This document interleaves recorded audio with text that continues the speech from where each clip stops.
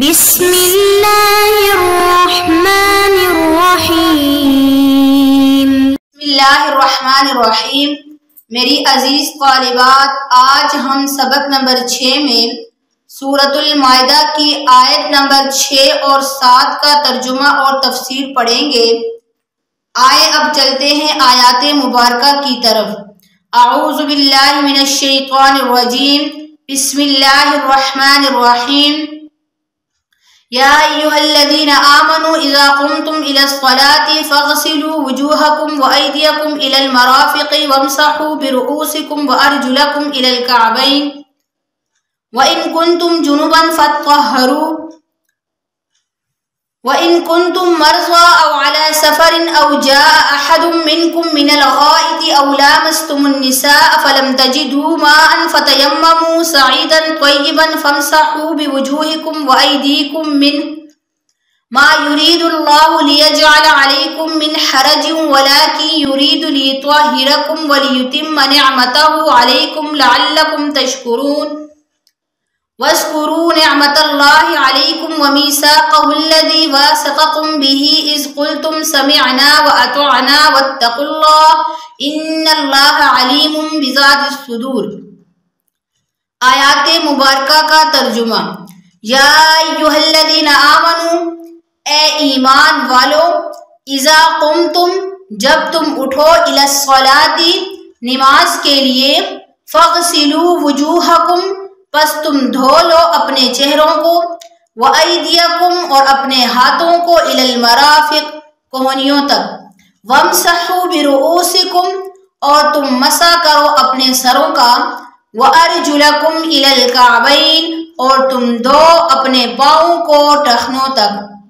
وَإِن كُنتُمْ جُنُبًا، اور اگر تم حالت جنابت میں ہو، فَاطَّهَّرُوا، تو پس تم خوب پاکی حاصل کرو، وَإِن كُنتُم مَرْضَىٰ، اور اگر تم بیمار ہو،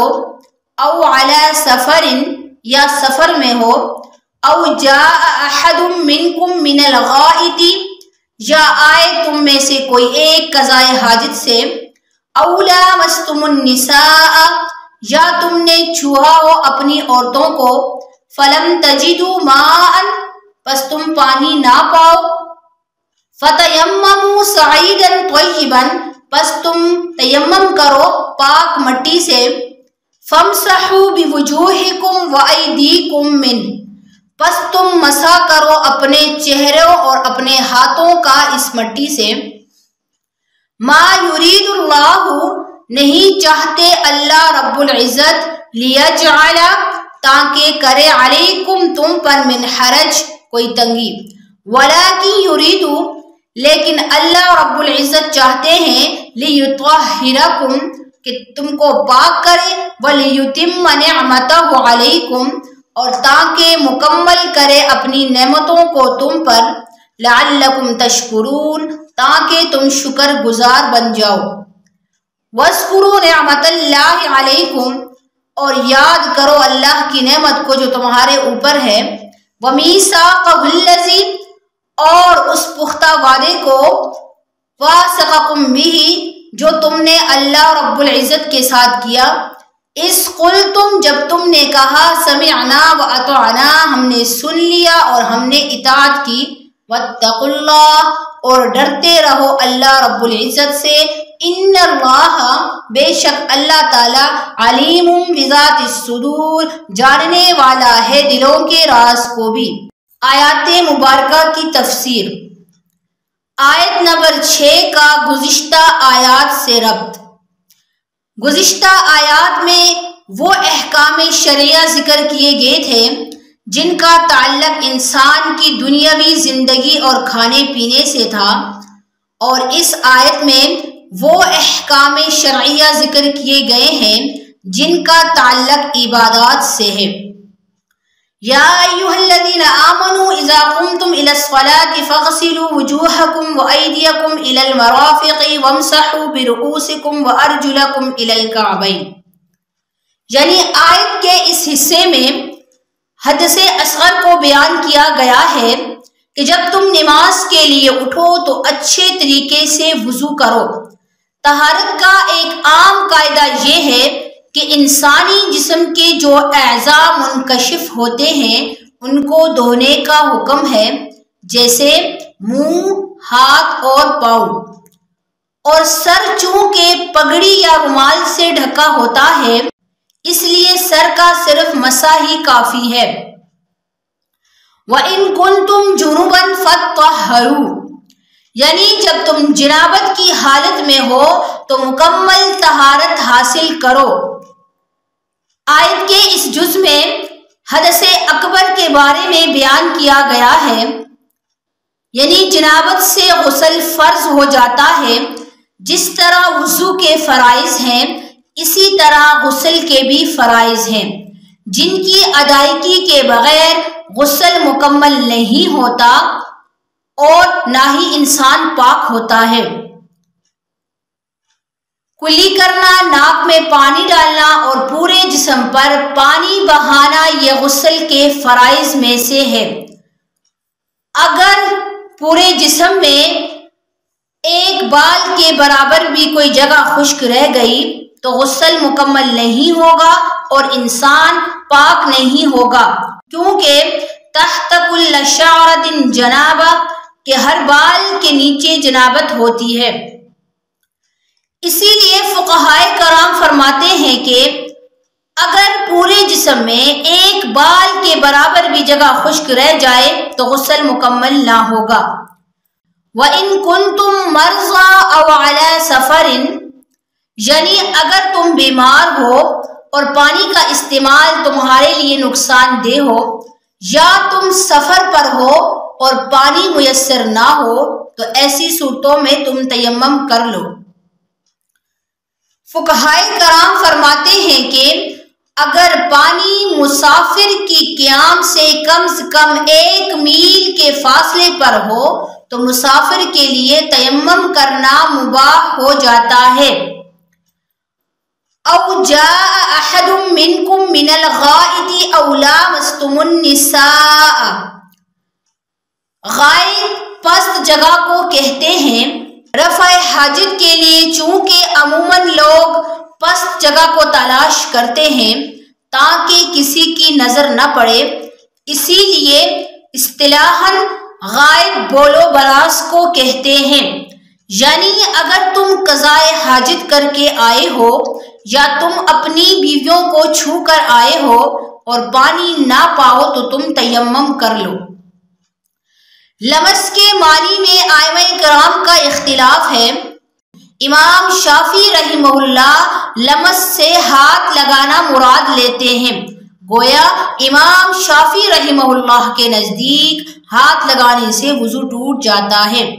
اور امام ابو حنیفہ رحمہ اللہ اور دیگر ائمہ کرام لمس سے مباشرت مراد لیتے ہیں۔ حضرت عبداللہ ابن عباس رضی اللہ عنہ، حضرت علی رضی اللہ عنہ اور دوسرے صحابہ رضی اللہ عنہم نے یہی معنی مراد لیا ہے۔ فَلَمْ تَجِدُوا مَاءً فَتَيَمَّمُوا صَعِيدًا طَيِّبًا فَامْسَحُوا بِوُجُوهِكُمْ وَأَيْدِيكُمْ مِنْهُ، یعنی اگر مذکورہ 4 صورتوں میں سے کوئی صورت ہو اور پانی میسر نہ ہو، یا پانی تو میسر ہے لیکن پانی کے استعمال سے ہلاکت کا خطرہ ہے تو تم پاک مٹی سے تیمم کر لو، یہ تمہارے لیے وضو اور غسل کے قائم مقام ہو جائے گا۔ تیمم کا لغوی معنی ہے قصد اور ارادہ کرنا، اور فقہائے کرام فرماتے ہیں کہ تیمم کا معنی ہے طہارت کے لیے پاک مٹی کا ارادہ کرنا۔ تیمم کا طریقہ یہ ہے کہ دونوں ہاتھوں سے مٹی پر ایک ضرب لگاؤ اور اپنے ہاتھوں کو جھاڑ کر اپنے چہرے پر ملو، اور پھر دوسری ضرب لگا کر دونوں ہاتھوں پر کوہنیوں سمیت مل لو۔ تیمم کی ضربوں میں علماء کرام کا اختلاف ہے۔ بعض کے نزدیک تیمم کی ایک ضرب ہے، جبکہ حدیث میں 2 ضربوں کا ثبوت موجود ہے، اور امام ابو حنیفہ رحمہ اللہ کا بھی یہی مسلک ہے۔ پھر ہاتھوں کی حد کے بارے میں بھی علماء کا اختلاف ہے۔ بعض کے نزدیک ہاتھ کی حد کلائی تک ہے اور بعض کے نزدیک ہاتھوں کی حد نصف ہاتھ تک ہے، مگر امام ابو حنیفہ رحمہ اللہ کہنیاں بھی ہاتھوں میں داخل کرتے ہیں اور فرماتے ہیں کہ تیمم وضو کا نائب ہوتا ہے، تو جس طرح وضو کے اندر ہاتھوں میں کہنیاں بھی شامل ہیں تو اسی طرح تیمم میں بھی کہنیاں شامل ہوں گی۔ اور مٹی کے علاوہ جو چیز بھی زمین کی جنس سے ہو اس سے تیمم کرنا جائز ہے، جیسے گرد و غبار، پتھر، اینٹ، چونا وغیرہ، کیونکہ آپ صلی اللہ علیہ وسلم کا ارشاد ہے کہ مسلمان کے لیے مٹی باعث طہارت ہے، اگرچہ 10 سال تک اس کو پانی میسر نہ ہو۔ ما یرید اللہ لیجعل علیکم من حرج ولکن یرید لیطہرکم ولیتم نعمتہ علیکم لعلکم تشکرون۔ یعنی وضو، غسل اور تیمم تینوں کے مسائل بیان کرنے کے بعد اللہ رب العزت نے فرمایا کہ اللہ تعالیٰ تم پر کوئی تنگی نہیں ڈالنا چاہتا، بلکہ اللہ تعالیٰ نے تمہارے لیے بڑی آسانیاں پیدا فرمائی ہیں، بلکہ وہ اللہ رب العزت تمہیں پاک کرنا چاہتا ہے، کیونکہ اللہ تعالیٰ پاکیزہ لوگوں کو پسند کرتا ہے۔ اس لیے اللہ رب العزت نے طہارت کے تمام طریقے تمہیں بتا دیے۔ اس کے علاوہ اللہ رب العزت یہ بھی چاہتے ہیں کہ تم پر اپنی نعمتوں کو پوری کریں، کیونکہ یہ اللہ تعالیٰ کے احسانات اور اس کی مہربانیاں ہیں کہ اس نے تمہارے لیے حلت اور حرمت اور طہارت کے احکام واضح اور صاف صاف بیان فرما دیے۔ یہ احسانات تم پر اس لیے کیے گئے ہیں تاکہ تم اللہ رب العزت کے شکر گزار بندے بن جاؤ۔ وَاذْكُرُوا نِعْمَةَ اللَّهِ عَلَيْكُمْ وَمِيثَاقَهُ الَّذِي وَاثَقَكُمْ بِهِ إِذْ قُلْتُمْ سَمِعْنَا وَأَطَعْنَا۔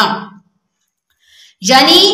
اللہ رب العزت نے جو تم سے پختہ وعدہ لیا تھا اس وعدے کو یاد کرو، اور تم نے کہا تھا کہ ہم نے سن لیا اور ہم نے اطاعت کی۔ ایمان والوں نے یہی کہا تھا کہ اللہ ہم تیرے احکام سنتے ہیں اور تیرے احکام کی اطاعت کرتے ہیں۔ ایمان والوں نے یہی کہا تھا کہ اے اللہ ہم نے تیرے احکام سن لیے اور ہم تیری اطاعت کا وعدہ کرتے ہیں، اے اللہ بس تو ہمارے گناہوں کو معاف فرما دے۔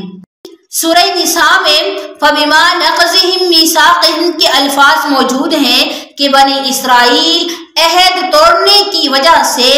لعنت کے مستحق ٹھہرے، اور اس سورت کے شروع میں بھی ایفائے عہد کا حکم تھا،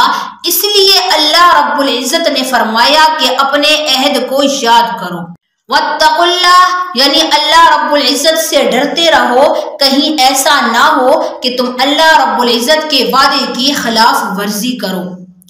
اِنَّ اللَّهَ عَلِيمٌ بِذَاتِ الصُّدُورِ یعنی یہ نہ سمجھنا کہ تم اپنے ہم جنسوں کی طرح اللہ رب العزت کو بھی دھوکہ دو گے، بلکہ وہ تمہاری نیت اور ارادے سے واقف ہے، لہذا عہد شکنی کر کے تم اس کی سزا سے بچ نہیں سکتے۔ ہمارے آج کے سبق کا خلاصہ آیت نمبر 6 اور 7 کا ترجمہ اور تفسیر تھا، اور انشاءاللہ کل ہم آیت نمبر 8 کا ترجمہ اور تفسیر پڑھیں گے۔ والسلام علیکم ورحمۃ اللہ وبرکاتہ۔